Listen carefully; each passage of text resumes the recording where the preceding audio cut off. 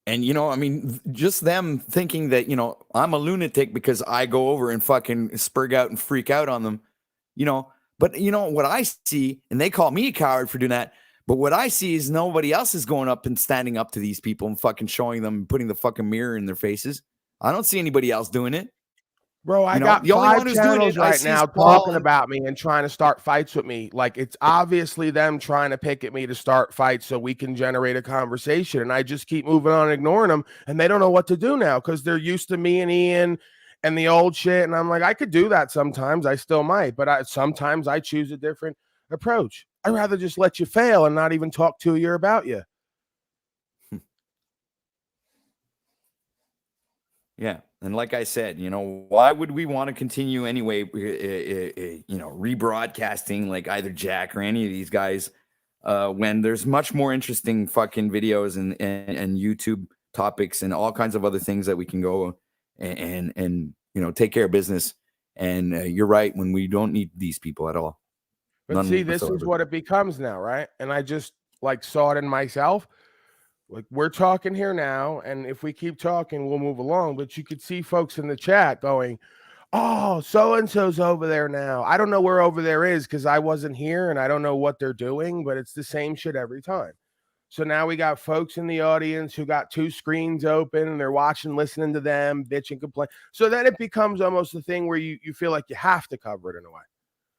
Right. And this is what they're experts at, drumming up the conversation, fake fighting, then going off somewhere else to get you over there to watch them and then force the beings to cover it. It's addictive, Paul. I have to admit, because I have that second screen open and I am on Zetetic Warriors live right now. And you got Jack, Mitch, London ask Man. yourself why he's up at 11 o'clock. He never does a show this late. He must have been really upset over the weekend at me playing music with his image and him looking like a bitch ass motherfucker and me doing an impression of him, which was kind of lighthearted. I just did a lighthearted impression of him kind of fucking around and playing off what he was doing. And he obviously, you know, just kind of lost it over the weekend. And he couldn't wait to come back Monday and spend his whole day bitching, whining, complaining, and trying to act like everyone should leave me like he did. It's really sad. These guys are like worse than women. Jennifer says every day, she goes, I don't go on there. I don't even pay attention. But whatever I hear when I'm next to you or whatever, I've never seen men act like such bitches. That's what she tells me. She goes, I don't even have women friends who do shit like this. I've never seen men act like this. Well, yeah, the males are 10 times the drama of the females. It's bizarre. I agree. And I want to say this, you know, now that I've heard what Paul said and I'm remembering, you know, Paul was planning on, you know, dissecting these various broadcasts, I believe on Saturday. And then I failed to notice that I believe Paul was attempting to set a tone. I'm not speaking for his purposes, but, you know, I could have noticed that Paul was attempting to set a tone by not covering the drama so much. But then, you know, I will admit that, you know, part of me wanted to service the drama for my own purposes, clearly. But I can also...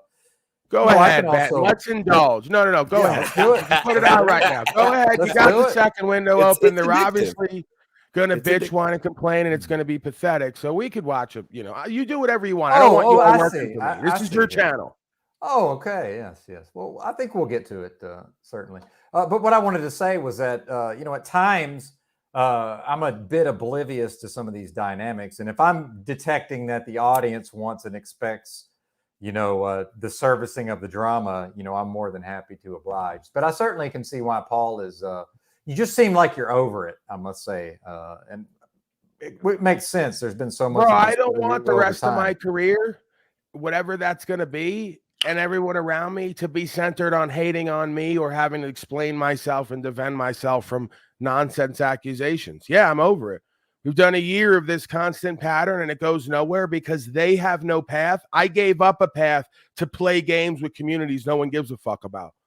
That's what I realized 8 months in. 3/4 of my audience was looking to elevate, to broaden their horizons.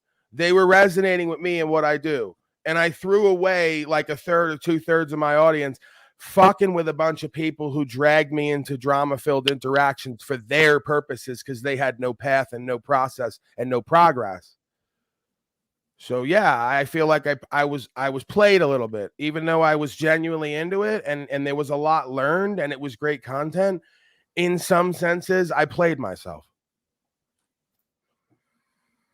Well, but this is the part. This is the narcissist. Some people would say who's egoic, but the fact is, most of these people, and again, if I'm not talking to you, I'm not talking to you, have no ability to spot humility when it rears itself, when it shows itself. So, for those who may not know how to determine this, that was humility. What Paul just said. Yeah, bro, to play the lowest common denominator over drama does myself and everybody else who came here with me a disservice, because we didn't come here for that. We came here to travel freely. We came here for spiritual faith and principles and rights. We came here to have real conversations and to build community. We didn't come here to pretend to be community, to fight each other, to generate controversy and interest, which nobody's interested in anyway, except the lowest common denominator of broken people. I don't want to play to those people. They do. Yeah, I get that. I certainly get that. And in a sense, Perhaps I I think could we've have. encouraged Well, it perhaps enough. I could have gotten it earlier, but I get it now. Go ahead, OTW. I was just saying, in a sense, as broadcasters, I think we've encouraged it enough, and I think it's maybe time that we move on to something a little bit more fulfilling, with purpose. Yeah, or you know what I started practicing? Just doing my broadcast the way that I do it and then leaving, going on with the rest of my day. Because this metaverse has become a really fucked up situation. A lot of these people are on here 24/7, 365 with the same fucking drama and nonsense loop. They're going to go out of their minds if they're not already. Right. So I literally had to start to take some time away from here just to walk around, just to ride around, just to get out in the air and stay away, because it's becoming an addiction. It's becoming dysfunctional like everything else. Yeah, and I've started to come to that realization myself in the last couple of days. Necessarily having to see myself and what I'm doing and the excessive amounts of time involved here. So yeah, certainly, absolutely.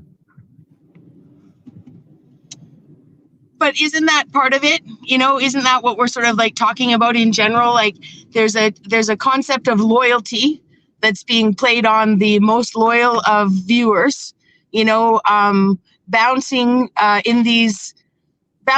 around in these quote unquote sort of in the meta dramas, right? But then there's the content creators being challenged on their allegiance or loyalty, at the same time catering to the most loyal, right? Pointing out that it actually illegitimizes you as a person, Paul, in that why do I have to defend you and what I see in you to a bunch of people who are playing on the fact that they're actually unwilling to, if not incapable of seeing what good you bring to the table, so in essence, they're jealous. They're jealous and don't see why you would relate to me more than them when they're dissolute and have no solutions or results.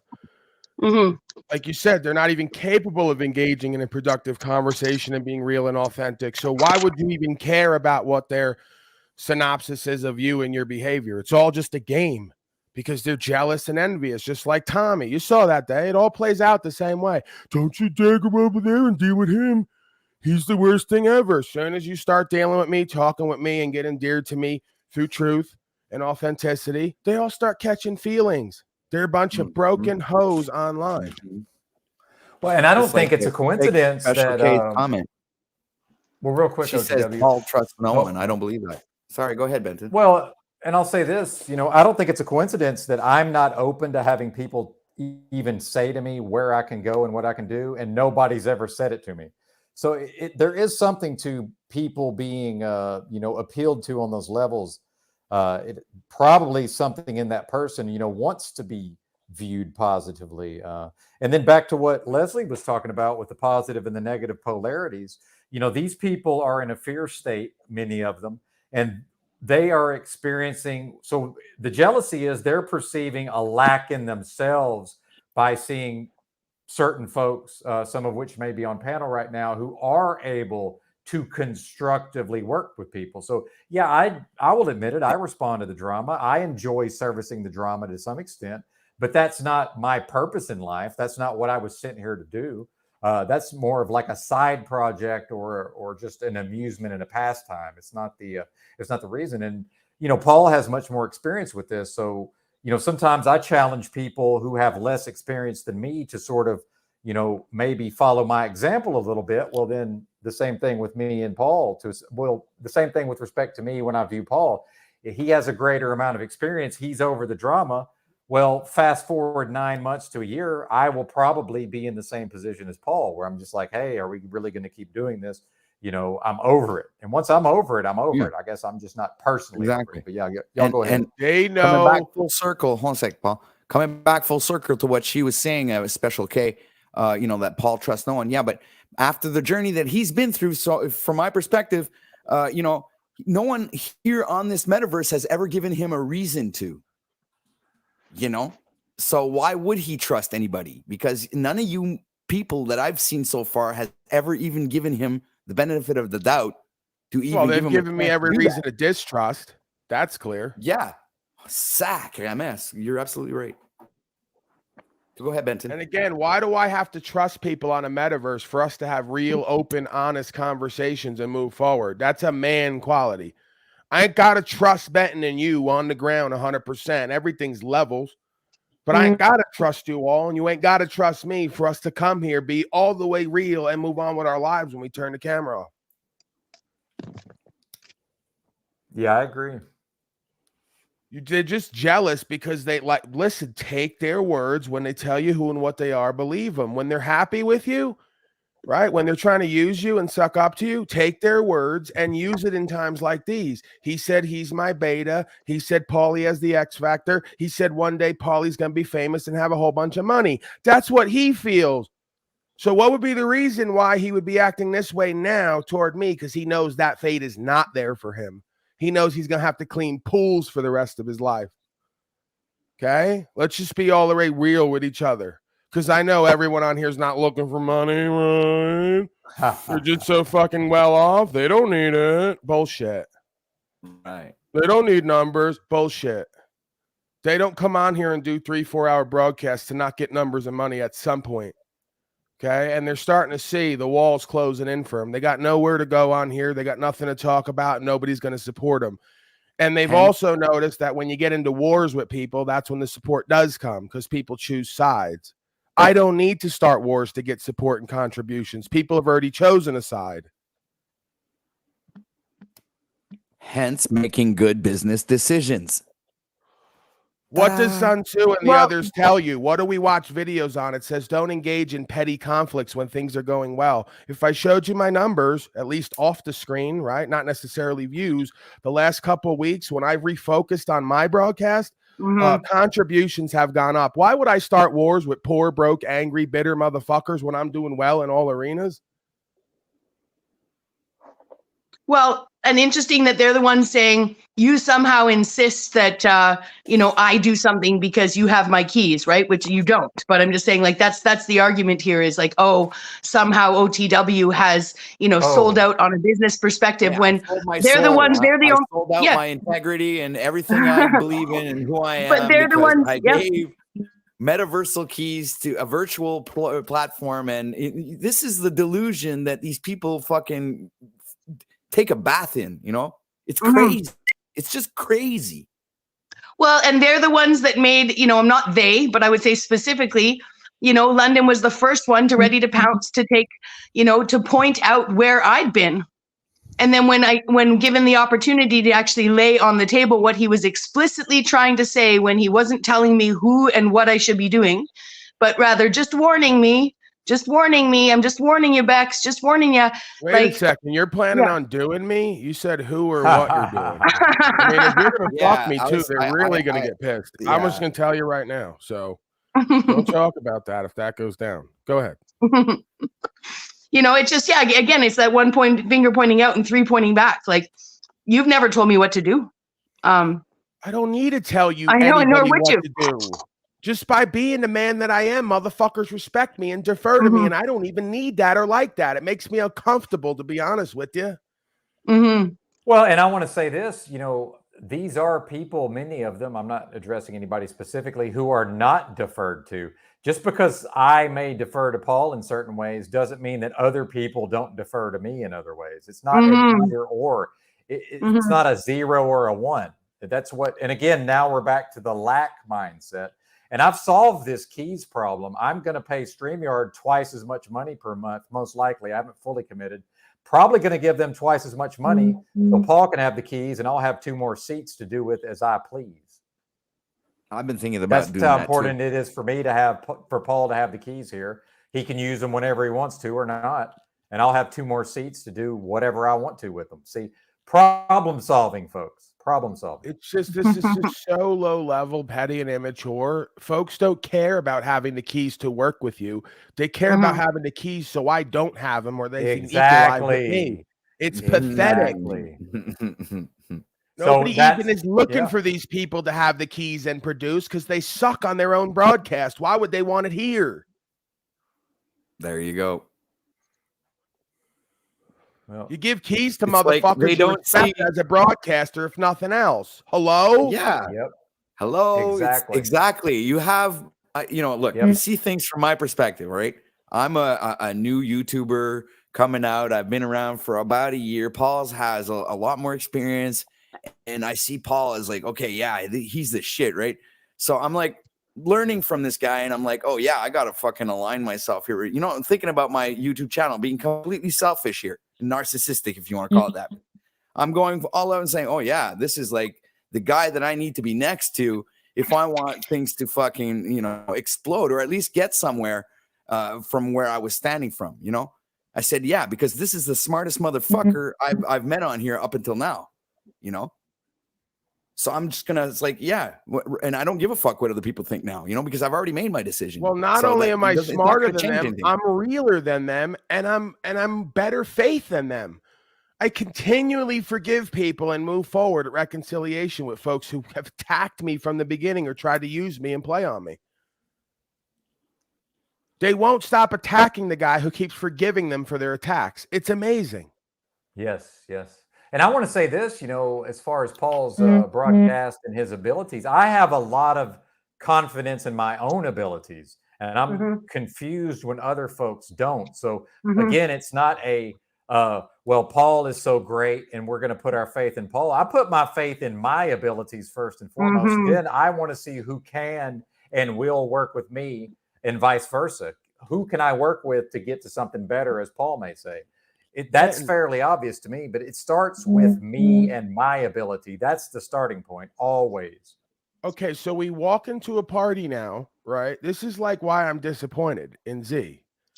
It's like we walk into a party and I go, this is it.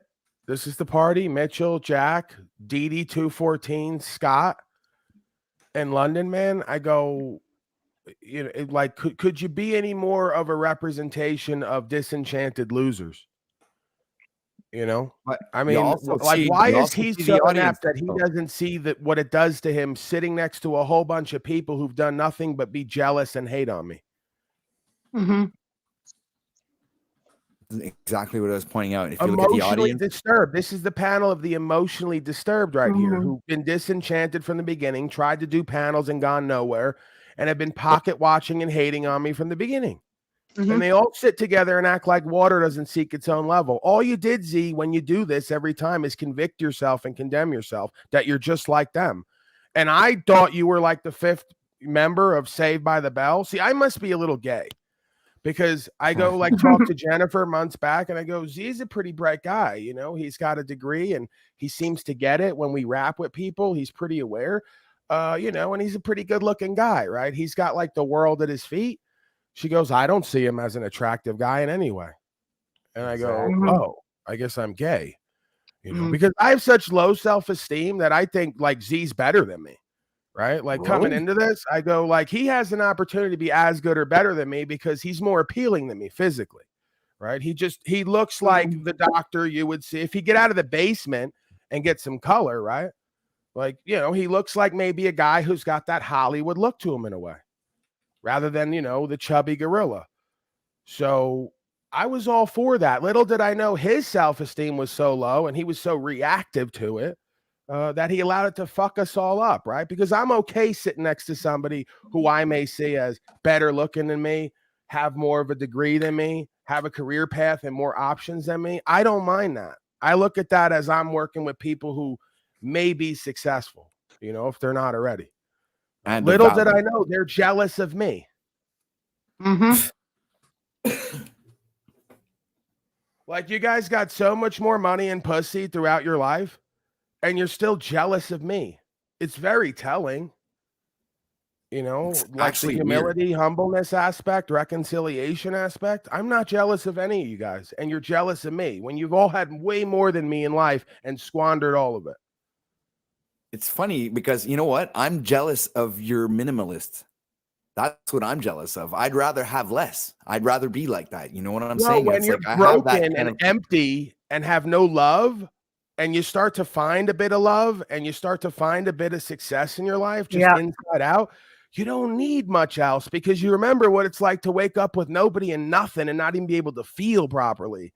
I'm over the moon just to be a holistic being on some level at this point and have love in my life and truth. Of course, because you're starting from zero. You're not perceiving things from a higher level. You're seeing things from ground level. I'm just thankful and grateful, man. Like what Talcott talks about every day, I actually live that. Bro, I get to go to bed and wake up whenever I want. I get to talk about what I love and make a living. Why would I fight with you guys? You know, I would just hope that you would walk the same path and have the same opportunities so you could experience the blessings and actually like yourself in your life. Then we could like actually commune together. We're never going to be able to commune together in life because you guys are so bitter, angry, hateful, resentful, and you're not thankful and grateful for the opportunities you have. You know, it's funny you This say whole that time because you could have been working to me and getting to something, and instead you want to fight me and be jealous of me and pocket watch and count what you don't know I'm getting and make false claims. It's really sad and disheartening, and it's disappointing. you know, Paul, and I actually believe that you want us to be better is actually one of the reasons why I decided to align myself with you in the first place. Because I never thought that you wanted anything bad for me or my channel or for my life. I always thought that whatever you were doing, it was because you saw potential and you wanted to see better as a sensei would do. And discipline at a level to get yourself to look at yourself in the fucking mirror. That's all Paul is really doing. It's like, take the time to fucking reflect and look at yourself objectively, to look in the mirror, man. See yourself for who you really are and make the changes that you need to make make yourself a better person. That's all. It's a simple message.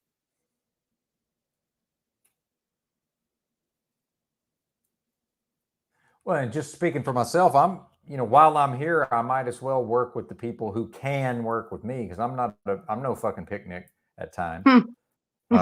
As we see certain folks fall by the wayside, as time goes along, and that's not all my doing, but certain folks also see some value in sticking it out, right? That's the way I perceive it. So I'm not interested in it appears as if I'm kissing up to this person or this person is, lording it over me or whatever. Paul's brought a lot to my channel. That's just a fucking Same fact. here. So why wouldn't Same I here. try to bring value to what he's doing? And in fact, part of it, I'm disappointed that I still haven't gotten my internet issues resolved enough to actually be around in the afternoons, but perhaps I will make that happen at a certain point. And I regardless, if I want to receive, certainly I'm going to need to give. And that is, why not? And Paul has his own way of describing this, obviously, and I'm not going to address, his own vernacular, but, that's my perception. And then we see Mr. Talcott up there on the panel on Z's. What's he given? What is he giving to anyone? Or is he taking and taking and taking? And now we see now that Paul's helped building him up, now we see these sycophants trying to latch onto him and orbit around him. But that will never make up for their own lack of ability. Okay. The fact is, folks are either going to demonstrate an ability to perform on a broadcast over time or they're not. And that, Mhm. that will be borne out. And I like my chances. Call me arrogant all you want. I like my chances. Same here. Mhm. Same here for sure. Same here.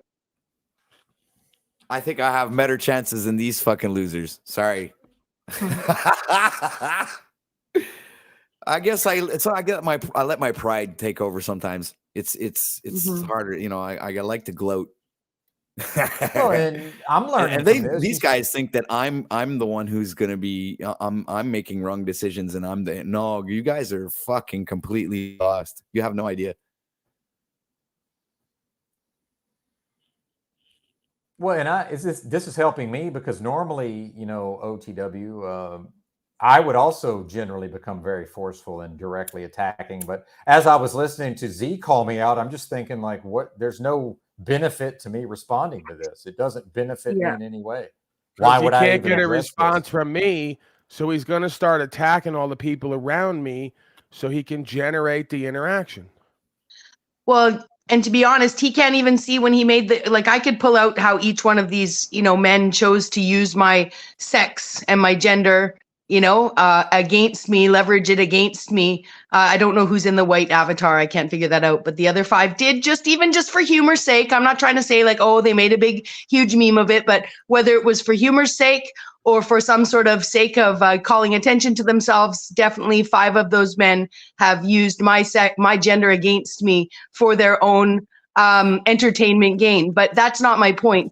We had Z standing here talking to Russ, and he, as an audiologist, as a doctor, right, chose to minimize himself to a common trope of a man who cannot hear, right, the other man talking, and is dismissing him simply because of his accent. That's what I read that as, right? It's just pandering to that lowest denominator, that trope, that we're not minimizing them to when we're still sitting here saying, hey guys, you're really smart, you're engaging, and why not make better content with us, right? Maybe I'm putting the wrong word in there by saying better, but I don't know, just an observation, because it just didn't better, look but bad. more diverse. A diverse. Exactly. Yeah. And maybe All right, well, only go you. ahead. Benton's got this screen up for a while now, so let's go ahead. Let's hear the bitching, whining, complaining. There's not a time they can open a panel and not be surrounded by the same So folks fixated with an on Paul, opportunity and why to is hate. he so fixated on you? Well, you're assuming things. You're assuming I'm fixated on him. I don't know. I would probably disagree with the basis of your question, probably because Paul and I stand out in some way. No, there's no Paul and I. Maybe we're just natural competitors. he's still Maybe that's trying to just align the with you, way Paul. it is. He's Maybe even aligning with me from the negative side, right? I'm sorry? We're You're so responding alike to that we're chatter. competitors. I'm there's not people competing talking with about you. this. You So, can't compete to with say me. you're fixated, right, versus responding. I'm not. I'm not. Thank you. I'm not fixated on Paul, Christy Lee. You have to understand it. I'm really not. Come on, Christy Lee. You're there every day. He'll randomly just start talking about me. He'll bring me up randomly, which is fine. Definitely not there every day. I bring Well, up a and real lot of quick- folks I've had experience with who I think are sick people. Well, and what's going to happen over time is the folks who are worth having in a live chat and as viewers are going to end up over here and at OTWs, and Z's going to be left with the people who are probably not worth hearing from much of the time. Fine, he can This is do what it. At the same, I'm fixated on. This is What's what up, they Paul? don't get, Benton. When I did the wall that they all claim, like Donnie Trump, because I'm the new orange man, I do what he can't or won't. I built a wall around all the loser failures and wouldn't let them back in. You didn't think I knew on some level what would happen, that they would all gravitate to each other, further convicting themselves? So this is exactly the stratagem. After a year of just being authentically me and forgiving, I started to strategize a little bit like I'm known for, because I know what will happen. Water will seek its own level. They'll get in the room with each other. They'll continue to attack me, and they'll be shown to everyone for who and what they really been this whole time. And I just won't have to focus on them and won't have to deal with them. So I've taken out all my trash indirectly. They don't know it yet, but it's going to catch up at some point, and then they're going to realize. Well, and real quick, we're going to let Leslie get out of here. Thanks for being here, Leslie. She said that her battery's dying. So we appreciate you and looking forward to seeing you next time. And, and Paul, this is what you're referring to is something that, I actually did. I showed up at Bex's channel at one point and ran about half of her. I ran her dead weight off to some extent. Now, she played a part as well, clearly. But, I certainly helped, right? Yeah. So. And maybe that comes from watching Paul a little bit. See, I'm going to borrow it from everybody I can learn from. Doesn't matter who they are. I'll learn from Bex over time. We'll all learn from each other. That's what it's all about. That's how the team, if there is a team, that's how the team is stronger than the individuals, or how it can be. Let's see these folks. Go ahead, Paul. I'm sorry, Benton. If Z No, was you're a good. good broadcaster and he had any fucking gumption and he really cared about this audience and he wasn't such a petty bitch, he'd have came on and either ignored what I did the other day, the impression of him, or he did his own impression of me. And then we could have just had a back and forth laughing and giggling at impressions of ourselves and each other and entertaining the audience and not bring it to a level of petty hating and false warring online. They don't know how to get it done. They're not born entertainers. They're so in their own mind and feelers. They just got to get their way somehow. I'm not interested in getting my way as much as I'm interested in bringing the audience some kind of broadcast and some kind of entertainment and maybe even lighten the mood, if it's not going to be complete war. So yeah, I don't get it. That's what I expected. I expected him to just move on and ignore it, or to just do the impression of me and have fun with it like I was doing, and maybe point out some ways where, I'm an asshole and just No, kind but of it's make much light more of it. important for him to make fun of me, someone who aligns with you, so that discredits you, because if you're aligning yourself with, let's say, an idiot, then it makes you look bad. This is what he's doing. So he's making me look bad on purpose to discredit you. He's using me to get to you. This is the fucking strategy that I'm seeing here. Well, right. I mean, he's stolen the bits in the past and completely stolen the voices that I use. Why didn't he just steal the bit again and do the voice? You know what I mean? Like, why not just go create an OTW picture and then move your hands side to side like I was doing and pretend to be OTW and entertain the audience being the fucking clown that you are?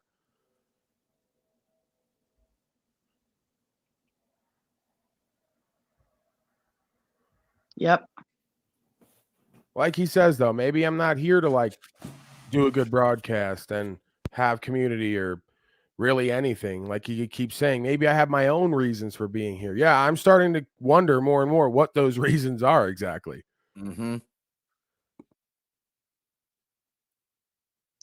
But maybe that's because it's constantly doing some sort of weird reputation damage control, from the very same people who respect your reputation so much. They circle around you, damaging your reputation.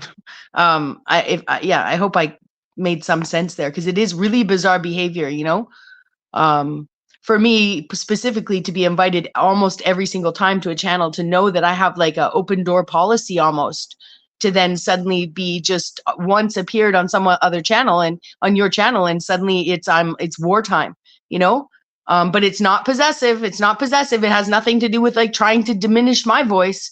Right. Yeah. And when these trying to folks that are all in the room have one uniting factor, that they got an issue with me and want to create character assassination on me almost constantly. Yeah. And or people that surround you and align themselves with you.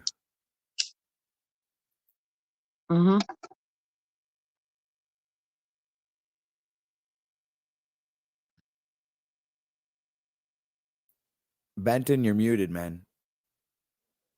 Sorry about that. I would encourage everybody. I forgot to have my notebook and my pen ready so that I can make notes while Paul is talking. And then when he's done talking, I will have my notes to go to, because I actually was going to say something. I couldn't remember it because of my own issues I've got going on. And then I remembered, I'm supposed to have a notebook. And I went and got my notebook. And I would encourage anybody who's on the panel with Paul to get a pen and a pad, write that shit down while he's talking. When he stops talking, look at the notes.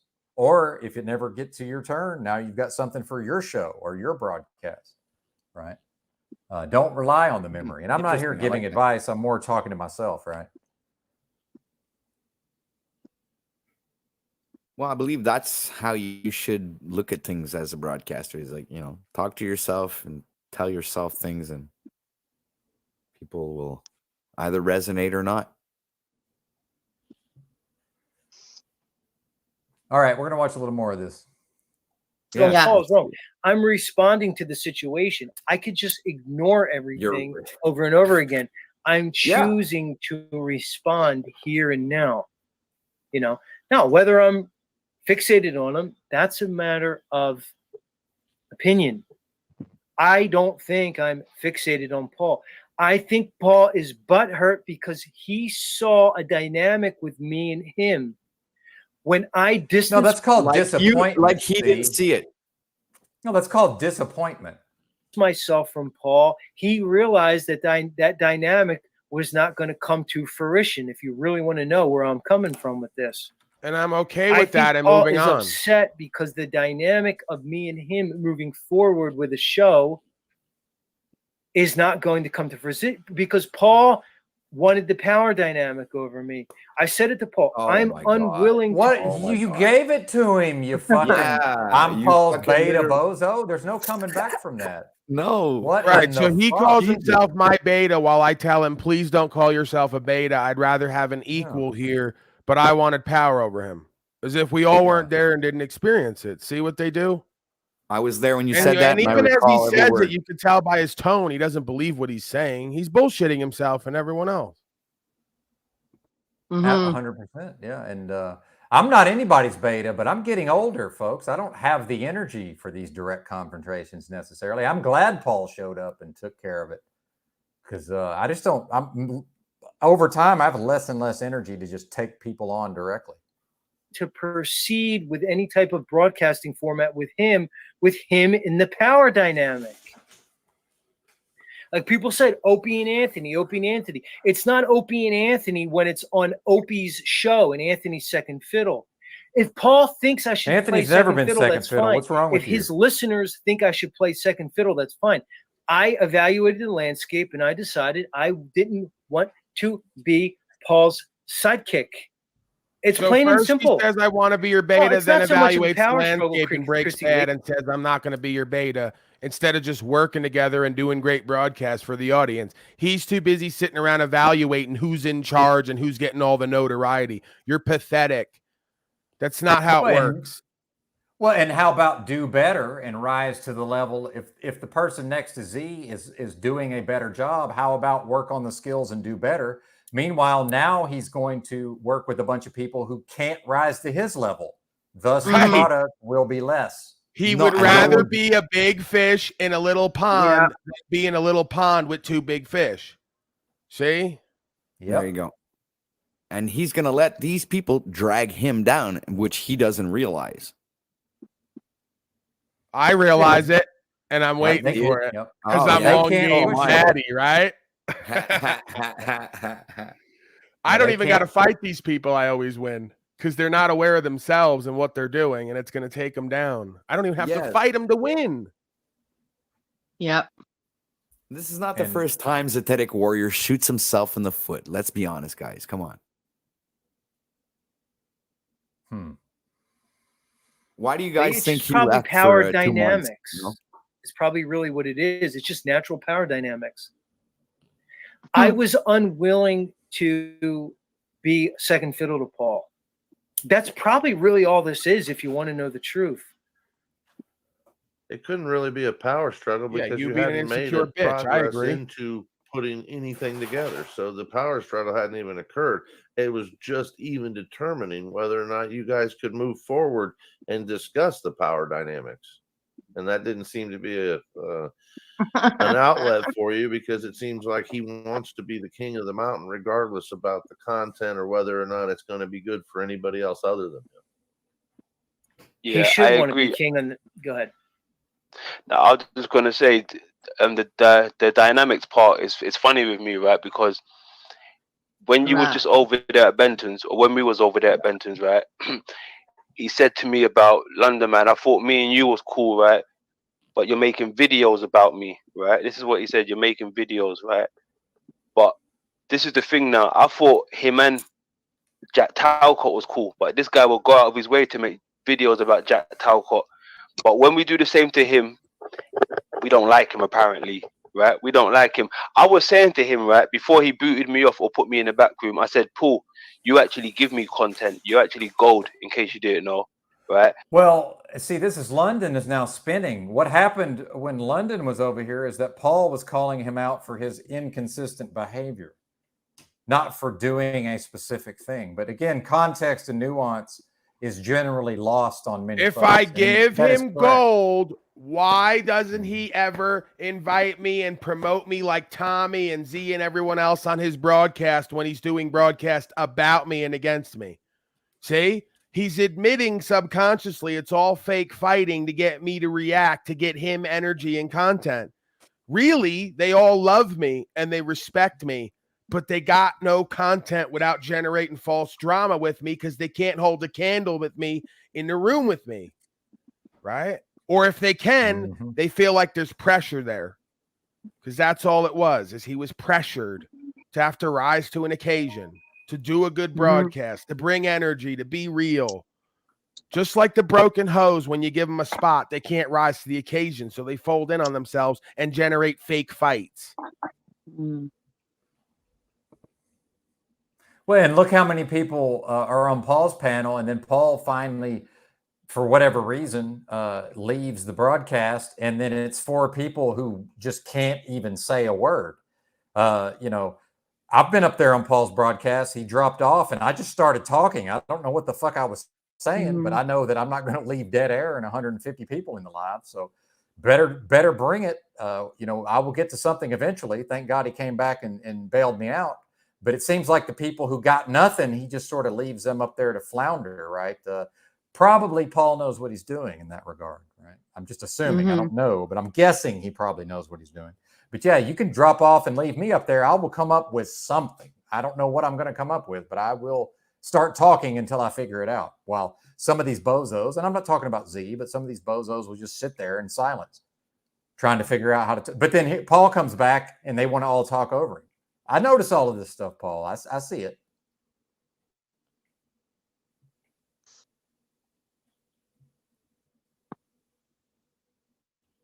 It's all power games with these people, Ben. Well, that's great. I'm quite good at those, but it becomes boring after a while. It's just like, really, is this what we're still doing? And you know, again, there's how much energy, and I think now we're back to what Paul's point was. It's like, how much energy am I going to devote to this? Well, some, because I like the drama. I also like the drama or respond to it. I'm not, you know, I can admit that I respond to drama, but that's not my purpose for being here. There's, you know, I could just go took the cover easy way out, and podcasts he's or admitting something. it. He's an insecure bitch who said he's going to play a beta and then ran out when he couldn't rise to the occasion because his name wasn't on the product. So it would have been harder for him to stay in the room and compete and get the endearment of the audience by competing with me in a healthy fashion and just doing a good broadcast. Because he didn't see the There's nothing value. stopping you from continuing to do that while you do your own morning broadcast either, dumbass. He didn't see the value of just being next to you and having your name. It's like he didn't see his name is there up next to yours when we're doing any broadcast. When we're here, everybody sees our name. So that wasn't enough. Right. For him. He's so stupid. He had to doesn't have realize the it name would and get him all the title, things. the name of the channel. He had all the names. So it was a power dynamic. It's plain in sight. Yeah, and he would have gotten more power if he just really understood the lay of the land. Like he said, I surveyed the lay of the land. No, the lay of the land is you're not savvy, if nothing else. You're bitter and angry and resentful, and you're not savvy, because you could still be bitter, angry, and resentful and appear there 20, 30 minutes a day and not obviously show everyone that you're butthurt, and then you could get indirect promotion on my channel midday. She could have all the replays and all the live viewers, and your name will be there, and it'll be known you do Z Show, and you'll be constantly in the conversation on multiple channels. You're not in the conversation anymore, and you're drowning and going down the drain, and now you want to get back in the conversation from a negative perspective.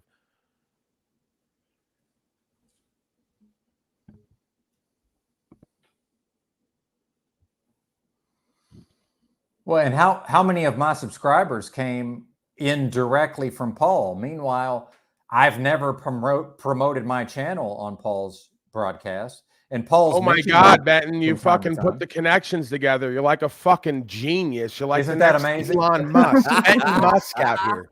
Hey, and I'll say it again. When it's somebody that's from Arkansas and sounds like me figuring the shit out and other people can't, this is a bad sign for them.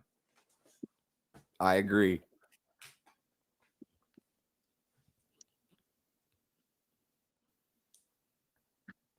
Right, Mr. Tiny Chud, because if you understand the lay of the land on YouTube, when you're in the conversations with each other on each other's panels frequently, you start to get crossover subscribers and crossover content and conversations.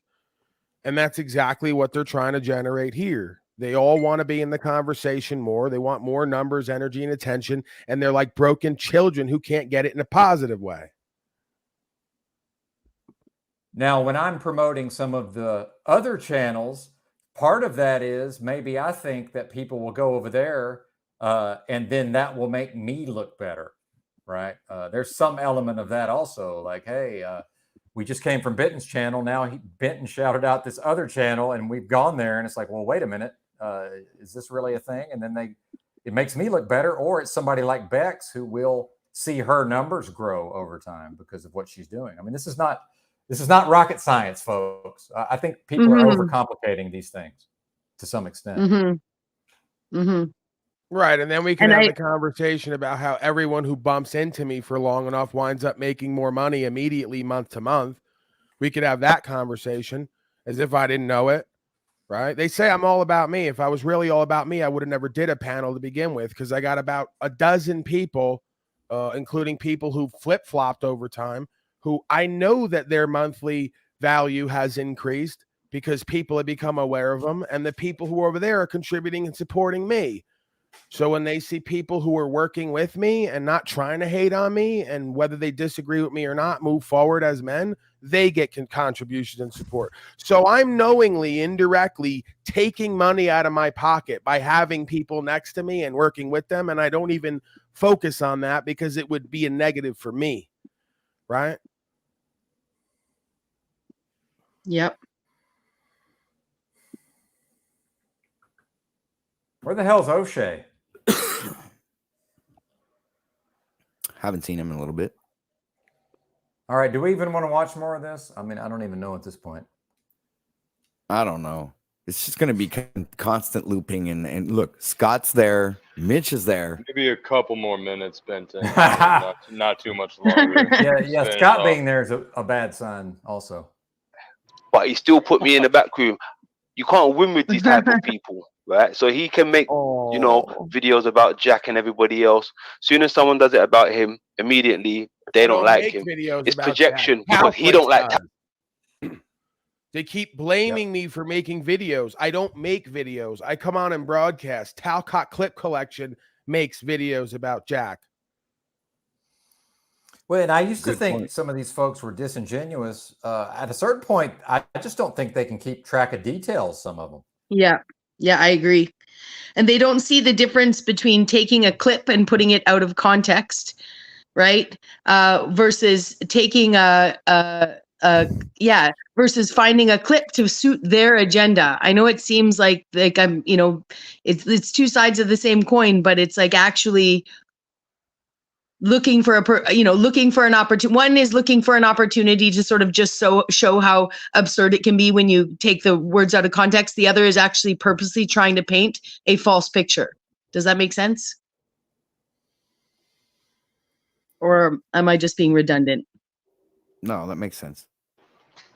No, I understand. That's a good nuanced point. Talcott, right? So he'll make videos about him, but he'll still go around there like he's cool with Talcott, when secretly he don't like him. Right? That is a different dynamics I see with him. He caught me with my shirt off for a tenth of a second. Somebody screenshots it, gives them to him. Bro, it's the internet, man. Welcome to the internet. Real. What the Remember fuck? when him and Jack got all bothered about that? I was on the stream. That is and he was within like, the "Take that's that within the picture bounds down." of fair play.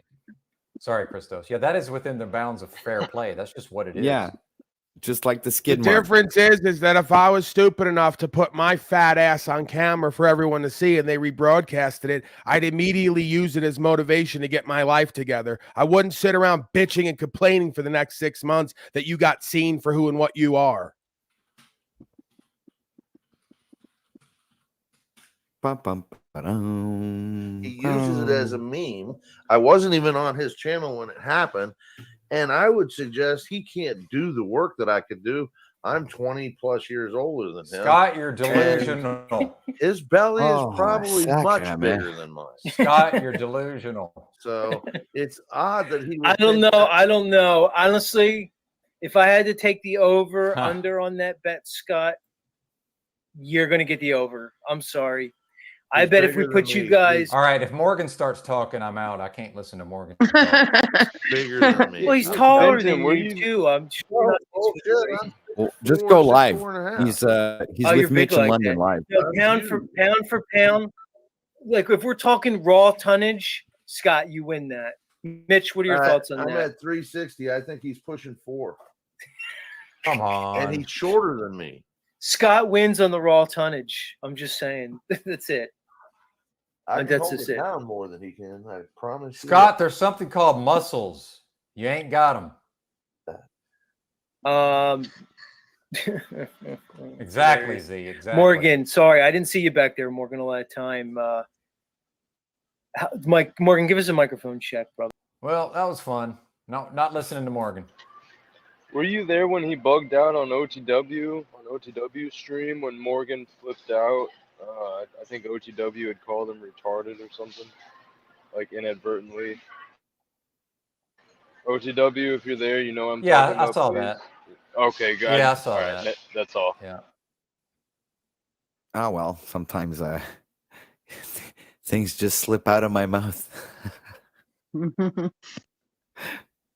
Well, that was funny because I've hardly ever seen Morgan like fired up like that. So, and it just like came out of nowhere. And you know, like many things, no offense, Morgan, it was kind of incohesive when it did come out.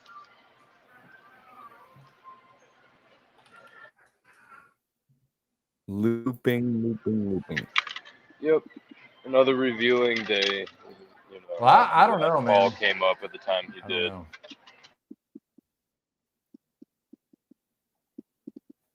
Yeah. Mm-hmm. Yeah, I have a hard time with Morgan too.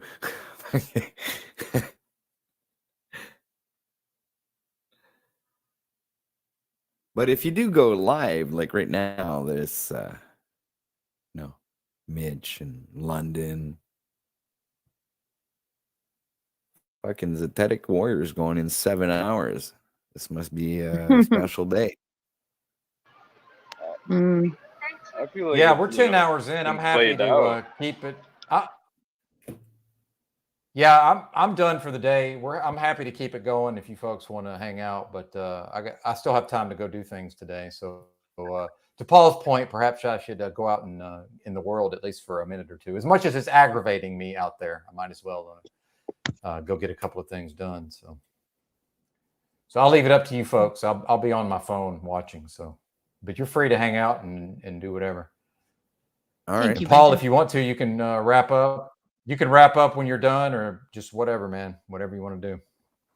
Well, you're the only one that can end it, Benton. Even if Paul has the keys, he can't end the stream. I believe. Yeah, I think I'm going to go Sure? prepare my situation, Yeah. Batten, because this is like the same shit Cool. over and over. And I don't even think I'm going to give it too much, if any, energy or attention today. I'm just going to Real. kind of do what I do and then move forward with my day. And I got other stuff in my life that I could be dealing with or focusing on. I don't need to, belabor this. So. Mm-hmm. Yeah, I get that. My advice is that we just fucking go on and pretend like these people never existed. Just that's it.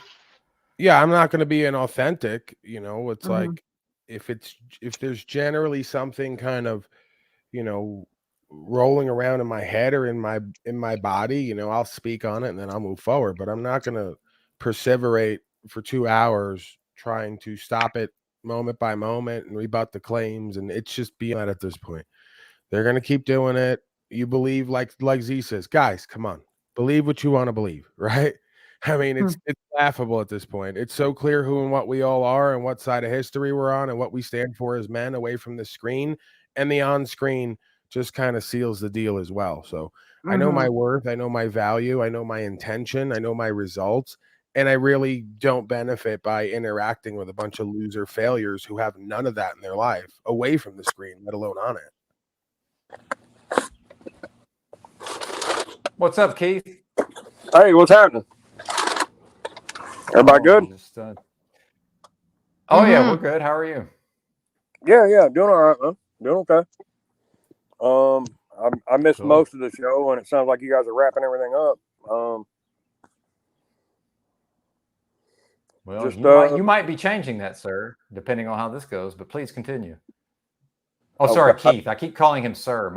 I'm trying to train myself. Keith, yeah, it's all sir. right, man. I get it. I'm training myself. I will get there eventually. Yeah, 10-4, man. Copy that. Yeah. Hey, so real quick, man. I watched. Oh shit. See, he's got a mobile phone, and StreamYard works perfectly. He said, unless he moves. Unless he moves, he said. Ah, damn it. Okay, yeah, you I'm dropped back. off there, Bubba, but you're back.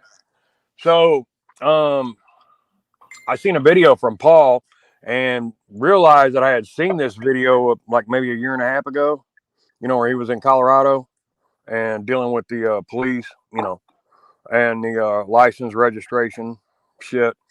That was almost like one of the most fucking epic things I've seen. And I've just like, that shit was brilliant. Well, I'm glad you got value from it, sir. That was my first interaction, believe it or not, with policy enforcement in that venue, right? Upholding the law and rights as I see it, rather than getting arrested for drugs. So I think for a first interaction, it went pretty well. I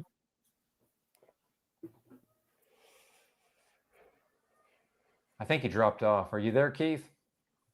You might need to reconnect.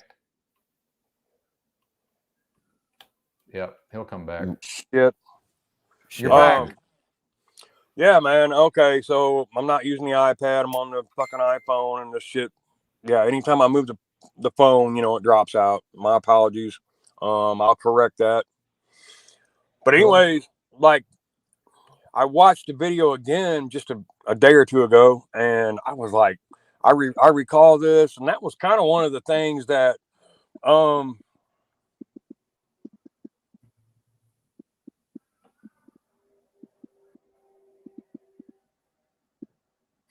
Hello. Yeah, Paul, if you got stuff to do, you don't have to hang around for this. He has a lot of technical difficulties, unfortunately. Yeah, we're getting there. We're gonna get him there. Yeah, man. I think I'm just gonna send you an Android, probably. Man, my your shit apologies, don't guys. work. Your shit just my don't apologies, work. man. Okay. All right. Anyways, man. Okay, But Paul's got to get out. Paul's got to get out of here, man. But we're gonna keep you if you want to hang out. Ben, I just want to say something before I leave, okay? It's important that everybody knows.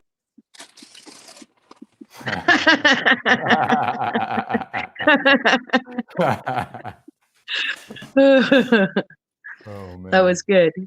That was good.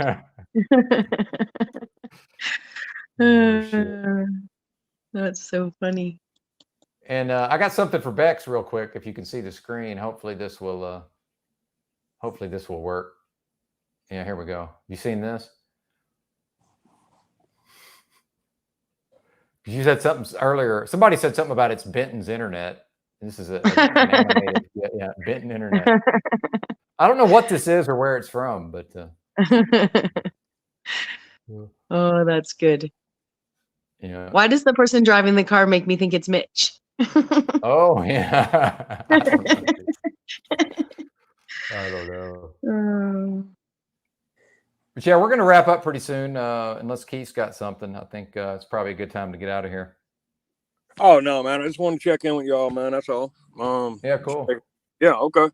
Anything new in your world, or what's happening over there? No, not really. No, nothing not like really new, just everyday garbage going on out here. I mean that's just my perception of it. No, nothing really new, no different than yesterday, still working on myself and trying to, get things sorted out for me. That's it. Was a little pissed off. Strangers fucking critiquing me when I'm trying to, work on myself. Yeah. That shit was kind of like, I was just like, man, fuck that. Anyway. Yeah, But I so get that it. kid I was, get it. yeah, Yeah. I'm Well, good now. yeah, in the future I'll perhaps I won't just throw some random person from your perspective up on the panel. So I could have done a little better just as far as having somebody else up here. No, And it's it does okay. take it does take a little while to get used to the panel dynamics, certainly. Yeah, now I get it. Like I'm just not gonna jump in on some shit and tell people shit about my personal life and what I'm doing and what I'm working on. Not doing that shit no more. No, that was kind of fucked up, and I got a bunch of strangers telling me I'm fucked up or whatever. Yeah. Okay, that's cool. So Yeah. what are you fucking talking about? Is what my question was, and I was just like, no, that's Well, not you in particular. no, I know what you mean. I know exactly what you mean. The That comments and person. shit, like, Well, yeah, what the fuck are you doing? Is and well, I was going to tell you what he's doing. That's a a trigger for me. Yeah. Yeah, fucking, I'm not gonna be vulnerable like that no more. Not on a fucking internet or anything. That's just you and I can talk and have a private conversation or something. And you want to give me advice, great, I'll take it. I'll listen to it. But no, I'm just not gonna have a bunch of fucking strangers that jump on there and type shit in and tell me how fucked up I am. I know how fucked up I am. I am fucking well aware of it. That's what I'm fucking working on right now. But yeah, that triggered me. I was pissed off and fuck all that. And my apologies. Oh, it's all You gravy. a fucking asshole and everything. But No, it's all good, man. Yeah, okay. Yeah. But that's the beauty of this, Keith. Like, take it at your own pace, right? Um, we are here to learn, right? Like these adversarial comments, whether they're coming from a good place of just, hey, check yourself and what you're saying, because somebody's able to see as an observer the what am I trying to say, the gaps in what we're saying, or in the inconsistencies in how we're behaving and what we're saying. I'm speaking more about my own stuff. I didn't see the conversation you had yesterday, right? But that's the beauty of this. This is an opportunity where we can go back and we can look at ourselves. When I bombed in comedy and I had to go back and listen to that set that I bombed, and I already knew I fucking bombed, right? And I don't want to listen to the silence and the disappointment that I'm feeling from the crowd. I didn't have the opportunity of their feedback, right? And it's a really valuable, even though sometimes that feedback has an agenda of its own, and that's the beauty of it. You're just there to better yourself, and ideally bring a message where you're helping people witness you bettering yourself, and maybe even giving them the credit for helping you do that. Shout out to Benton and Carl, and even Yeah, I agree with you on that part. But the the underhanded comments and shit, I'm like, look, man, I'm fucking just trying to be a better whatever. And yeah, I'm still fucking doing this. I'm learning it, and yeah, of course, nobody wants to fucking be critiqued and told, hey man, you're doing this and that at that moment. Later on, I was like, okay, so yeah, there was a lot of truth to everything that was said, but just not gonna fucking do that shit no more. Mm-hmm. That's the bit. Yeah. I would just say, sorry, I didn't mean to interrupt. No. I would just say that's the benefit of having someone like bark at me the first time they're trying to have a conversation with me. Like I had a young gentleman bark over me, and so I could have taken that how dare he, right? But instead, you just move past that behavior and continue the conversation, knowing that this is the first time I've even mentioned that happened. You know what I mean? It was irrelevant to me, right? Yeah. Well, Hey, highly suspect. Hang on, real quick. Rob. I'm going to get you in, Rob. Hey, folks, if y'all could go show Paul some love on his warm-up, I'd appreciate it. He's live right now over at Proper Instruction. Go ahead, Rob. Yeah, highly suspect. I got a question for you. Did you do the copper moonshine stills passport method? I'm sorry, repeat that. I didn't catch that. My apologies. Did you have a U.S. passport before doing No, your process with I the state nationals? I did not do that when I was in the Marine Corps. Like, you really didn't need a passport, because you were, part of the complex. So anytime I left the States, you just use your military ID. So I did do the, it's called a editable travel package where you get the world passport. Yeah. And I'm still working on that. That's not here yet. No. Yeah. But, Okay, so that process also does like a passport thing too. it's a world passport, not a U.S. citizen passport. Does that register with you? You know what I'm saying? Okay. Yeah, like, so if you, yeah, it's a world passport, and I've seen a few videos about them, where they basically, it's almost, to me, and I could very well be wrong, but it's almost like a diplomatic immunity passport.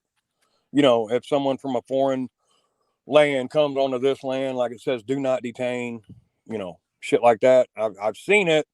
I've actually watched a video of a guy in Florida give his world passport to a Florida state trooper, and he run it, and he said, "What did it say?" And it says, "Do not detain." He gave it back. So that, in and of itself, like, that speaks volumes to me. It may not resonate with anyone else, but for whatever reason, they abide by the shit, that they put out there. Like Benton will say, it's like a spiritual law. They have to. Evil in and of itself is like destined to fail. It has to. It's just not going to be fruitful.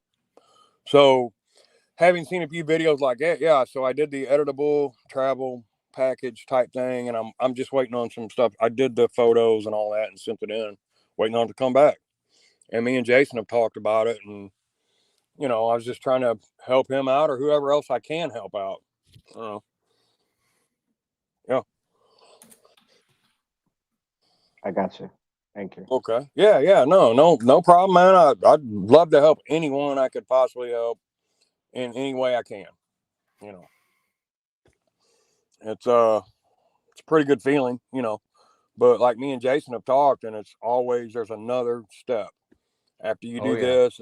Yeah, it's always something else. Registering this, doing that, and the whole word register, the Regis part, kind of like giving up your rights to a king, the Bank of England, whatever. That continues to happen still. But kind of only been at this for like 9 months, So eventually, and hopefully, eventually, I'll just be free and clear of all of it. I hope. I'm just looking forward to that day, but it's not here yet. Indeed, Since sir. Well said. Yeah, since I've gotten the documents back and talked to Jason and shared the photos and all that shit, he's like, it's always something else. It's always something else. You keep thinking you're done, and you're not. Well, and done. I'm not frustrated by that. It's the fact that I'm am. asking, but wait a minute, I'm asking you because I want to know if you're done. And every time you say yes, but then like 3 different times now, there's another step. Yes, there is. Yeah. Yeah. I'm still on this journey. I'm still figuring things out, and yeah. Well, the true answer was probably, I don't know. I mean, honestly, that was probably the actual answer when I asked you that. I don't know, man. We'll and find that's out. not to say, Yeah. That's not to say I get a world passport and get stopped by, the so-called authorities or the powers that should not be. And I could very well get arrested. But on the same page, I can, probably take to a court. I don't want to say of law, because it's really not law. It's just codes and statutes, and most likely win. And having said that, like Paul, I just he leveled up. He's done his homework, his due diligence, and that. Well, And I don't think he ever went into the system, highly suspect. I don't think he ever entered it. I'm pretty sure he's never entered it. Okay. I can't say that for sure, but I believe that's probably Yeah. the case. From what I understand, is he's just sort of figured a lot of this out intuitively at a young age and just said, fuck it, I ain't having Yeah. nothing to do with any of that. You know, if your parents registered you with a birth certificate and a social security number, like you're in the system, you're. Well, I get that part, but Yeah. I'm saying beyond that, I'm pretty sure I can't speak to him. I'm just saying my impression is he's Yeah. mostly never gone into any of that. Yeah, and I agree. None of us should. We shouldn't even have to. It shouldn't even be something we're even discussing, but like it is part of daily life, you know, like they just put up a roadblock.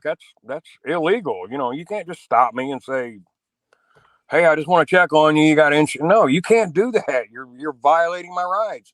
I have a right to travel. No, you're not doing this shit. But the fact is, if policy enforcement is going to do whatever the fuck they want, that's just the reality. Right. I think that, well, real quick, Keith, I think people need to get away from this idea that they're being hassled or interdicted because of their behavior. That's not what it is, man. These people will interdict and insert themselves into anybody's life anytime they feel like it. These people are violators. That's what they do. They violate. So I'm not surprised. Thank you, Tribe. I'm not surprised when a violator violates. So I figured out real quick, man, let me finish. I figured out a long time ago, these people are going to do whatever the fuck they're going to do. And it really has nothing to do with my behavior. Go ahead, sir. Like, yeah, I agree with you. I'm just saying, well, what they're doing is, unlawful. Well, but you're going to do another lap around the mountain. We all know it's unlawful, and that means fucking nothing from their perspective. They don't care, Keith. But please feel free to do 10 more laps around the mountain. That's not what I'm trying to do. No, you're going back to the well. You said a thing, I respond. Listen to me, sir. You said a thing, I responded. You're repeating what you originally said. There's no reason for that.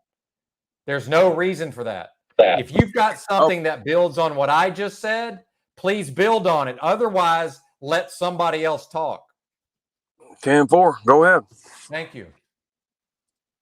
But I'm not doing this. We're not going around the mountain 10 times on every point. I'm not living that way. I refuse, sir. I do not consent to 10 fucking laps around the mountain every single fucking time I make a point. I understood your point. I responded. You're trying to force your original point on me. With it, man. Knock it off. Knock it the fuck off. I got you. Drop it. Fucking so apologize by not doing it anymore. Thank you. Yeah. All right. Because I can't fucking deal with it. I got enough on my plate without going around the mountain with you 20 times on every point. And I got Tribe, who's smarter than both of us put together, saying that he agreed that I'm right. That's good enough for me. Tribe says Bitten's right.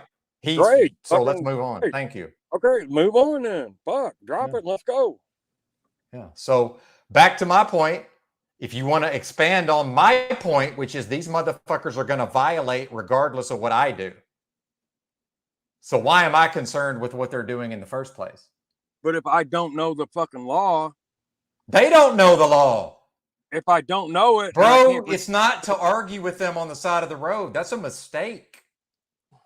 Did you see how Paul handled it? You came on here. You came on here. You came on here crediting Paul for his interaction.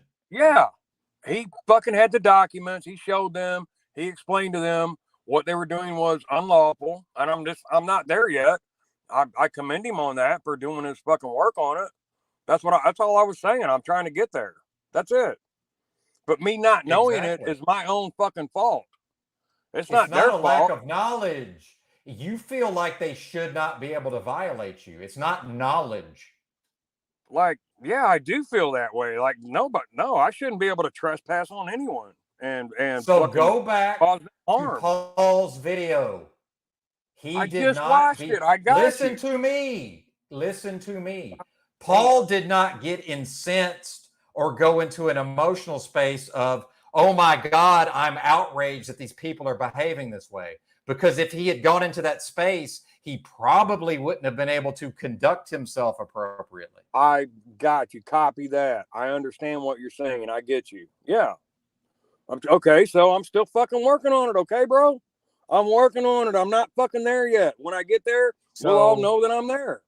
if you can't deal with me on here about this stuff, how are you going to deal with them on the side of the road? Guy can't stay connected to the StreamYard. I mean, come on, what is this? Yeah. Okay. So I got you. I hear what you know. I'm picking up what you're putting down, man. I got it. Yeah. Yep. But either me feeling a certain kind of way, no, it's fucking injustice, and yeah, maybe I might be a little over passionate about it or whatever. But yeah, I should be. Everyone should be fucking pissed off about this shit. And if you're not, that's why it's fucking continuing to happen. You know, nobody's doing a fucking thing so about my emotions is why this is happening. No. You just said that. You just said that this is happening because of my emotions.